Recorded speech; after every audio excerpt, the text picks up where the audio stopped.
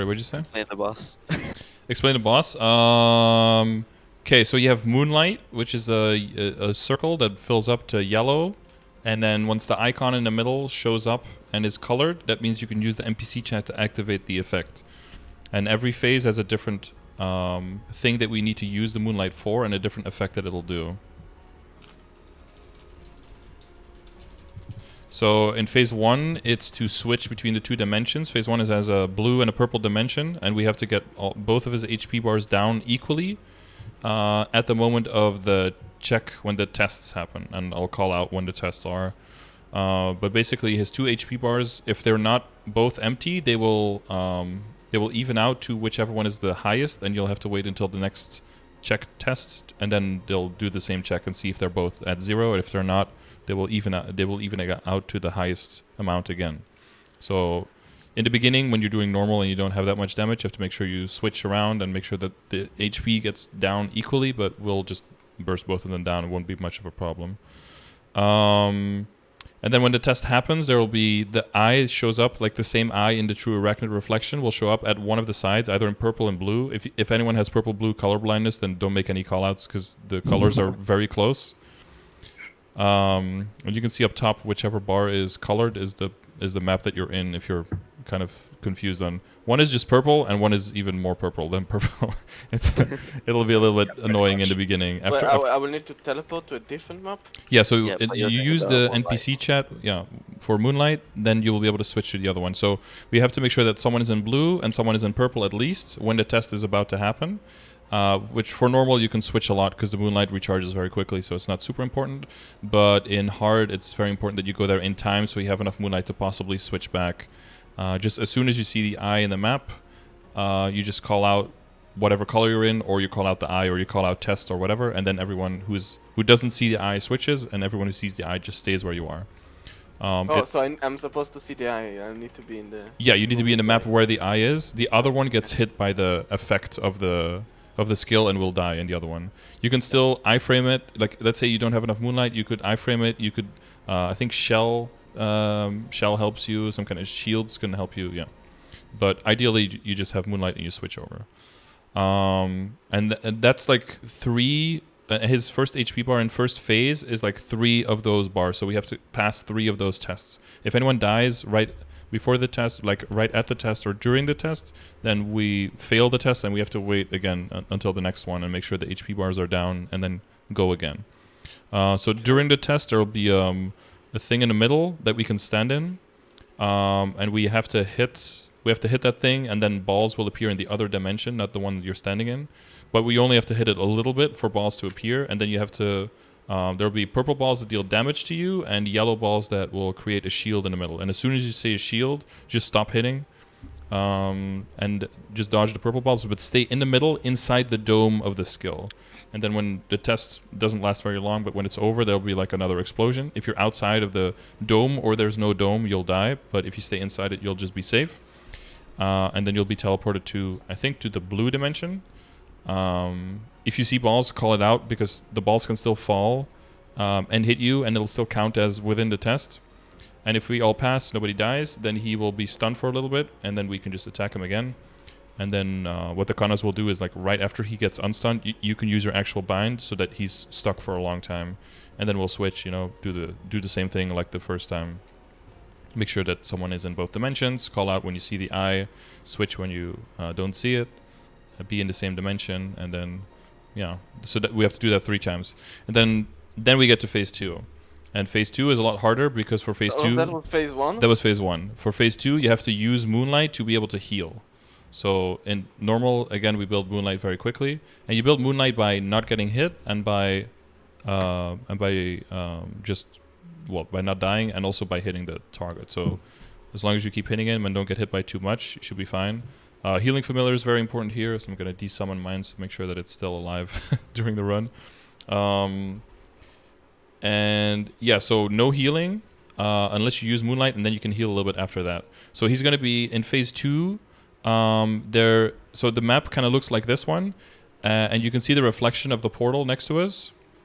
So he will summon webs under underneath, and you won't see anything up top like the mirror, but you will see the reflection on the bottom. And if you walk over it, like where Kami is, like it'll hit you and you will just die, or you will take a lot of damage.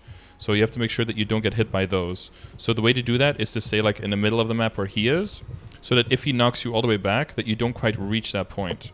So you stay like on whichever side he is the furthest away from. So if he's like at this point, and you can stand here and you can get pushed all the way here, it's fine. But if he's like at this point, you don't want to stand to the right of him, then you want to stand to the left of him to make sure that you have room to be pushed around, or have knockback resistance. Sure. Can I add a footnote? So, meme poison mist. I will call out if I put smoke screen on the left or the right side, and when it's down, we can walk through the web safely.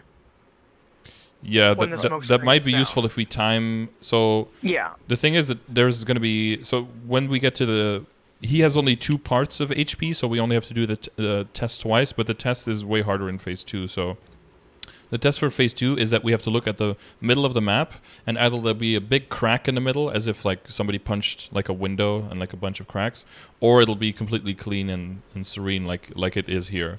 If it is serene, then, well, typically what we do is go to the left corner when the test starts, and there'll be a banner and everyone will be yelling test. But the idea is to make sure that we start the test right after he did one of those webs on the ground, so that we know he's not going to spawn them. If you time it incorrectly, the webs could spawn, then we can't use the corner for safety, and then we have to move around between all the webs, and it gets harder. So what will happen is there will be 3 spider legs that are already... Spider legs are there the whole fight. They're always going to damage you. But if there is crack, then you have to get hit by the spider legs to not take damage. And if there's no crack, then you have to dodge the spider legs, because the spider legs will deal damage to you. So basically, we'll go into the left corner if there's a test, and if there's no crack, then we just stay in the corner. You keep hugging the corner, make sure you're as much to the left as possible. And if there's crack, you move to the right, and there'll be 3 spider legs that hit in succession. So it's kind of gonna look like this. So let's say that there's no crack, I stay in the corner, and then as soon as there's crack, I will do this, and basically you move 1, 2, 3, kind of like that. The distance in between it might be a little bit lower, but you'll have to stay until you see the leg actually come down and hit you and the effect go off, and as soon as you see that, you move to the next one. You don't want to miss the next one. The legs won't 100% kill you, so if you do not get hit by one when it's crack, or you get hit by one when it's not crack, you won't die. So you could use Moonlight and then heal. Remember to always use Moonlight first to heal. Is that the same in a hard will as well? They don't one-shot you? They don't one-shot you, but it's more. I think it's like 70% damage in normal and like 90% damage in hard. So if you have anything else that already hit you in hard, then you could get damaged a lot. But again, you can get shelled. You can have damage reduction. You can iframe. If you're dead right before the test, you can just stay dead and immune like the first half of the test. You can use iframes too. Yeah, you can also use iframes to not get hit, to ignore the damage, yeah. And don't follow people. The legs... you look at your screen and look at what you're doing. Yeah. Don't try to follow other people, because there could be desync, and well, we will have desync, right? Because our hard lucid was people were calling out effects all the time. Yeah, so if it's crack, you basically just get out of the corner, and it's like 1, 2, 3, and then right after that, start making your way back to the left. If someone yells crack again, then go back to like the first position, which will be roughly like here, like about this distance from the wall. And if it's no crack, then just go back in the corner and hug the corner. So we have to do 5 sets of 3 legs. And then after those 5, if nobody dies, we all survive, then he will do the thing again where he gets like a little bit bound.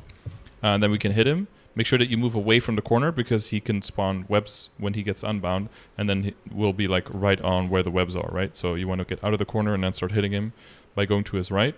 So we have to do that 2 times for phase 2. Remember to always use Moonlight to heal. Yeah. And then for phase 3, he goes full big spider mode. Yeah, there's 3. Samurai did, by the way. Oh, yeah. Doesn't attack rate. Yeah, so it's super busy. We're explaining Will for the first time, so it's super... we're super into it. That's a lot of information. Thank you, Sam. I don't know if Dude, I can okay, focus on I it. always That's a thank lot Sam when he of- raids, and then usually he's not even here. So he's like, he raids and then he leaves or something, or he goes to the bathroom. God damn it. I acknowledge KMS existence. I acknowledge Sam. Thank you, Sam, for the raid. Okay. Yep. Yeah, so for phase 3, the spider is going to do kind of the same, but he's always going to be stuck in the middle of the map. Like, he's not going to move around. Phase 2 will kind of teleports around, goes to the left, goes to the right. But phase 3 just stays in the middle. He only faces left or right. And he's going to do a lot of attacks that knock you back into the side of the map. And what's going to happen, so for phase 3, you use the Moonlight to clean webs. And every time you activate Moonlight, you can clean 2 webs, and then it won't work anymore. So for every 2 webs, you need to activate Moonlight. And what the webs do is if you move through the webs without Moonlight, you will get sealed, and it's like unbreakable seal. You have to just wait until it's over. And it's important because, well, you won't be able to use attacking skills and moving skills. And the reason that that's important is because you need to be able to use moving skills to dodge his attacks. So he has 2 big spider attacks, and one is stay, one is move, which means if it's a stay, that means that you don't want to use any kind of movement skills during that skill, or you get hit by a spider like that will do a lot of damage. And if it's move, then you have to use a movement skill, and that's like a rhythm and a time frame you have to get used to. So stay is kind of when he goes back and he kind of is flat, and move is when he goes up in the air and he's very high up. Some people call it white eye, yellow eye, but the eyes are sometimes hard to see because of effects and everything that are going on. So if he goes really high up, then it's move. He usually alternates between those 2.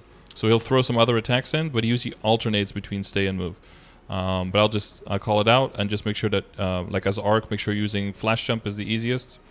Anyone who has a flash jump, if you're a teleport class, you kind of have to just pray that the teleport registers properly. I don't think any of us have great ping, so there's a good chance that you die. Use an iframe if you have one up, like save them for that. If you have Moonlight, just to help cleanse the sides, but we'll build Moonlight very quickly, so we shouldn't have any problem with the webs. But typically the combo is like he pushes you to the side into a web, then does move. You can't use a movement skill or any kind of iframe, and then you die to the legs. Although the legs are also more forgiving in normal, they don't one-shot you. So in phase in Hardwell, those are actually like full one-shots. So you have to be very careful, and you have to cleanse regularly, and you have way less Moonlight. So that makes that part a lot harder. But phase 3 is like more simple, but way more annoying because he's constantly going to be facing left, right, pushing you around, pushing you into the web. So as long as you have time, and you have Moonlight, cleanse the webs, and then we should be fine. So the test in 2 is the hardest, and making sure you switch enough and stay alive in phase 1. Those are the important parts.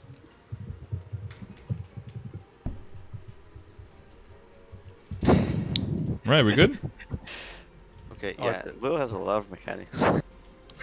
Yeah, it's mainly the phase 2 and getting into the position and the crack. Yeah. The crack stay, Yeah, and then the move stay, and My first try was pretty good. everyone's first Hardwell try is an absolute shit show. It's very normal.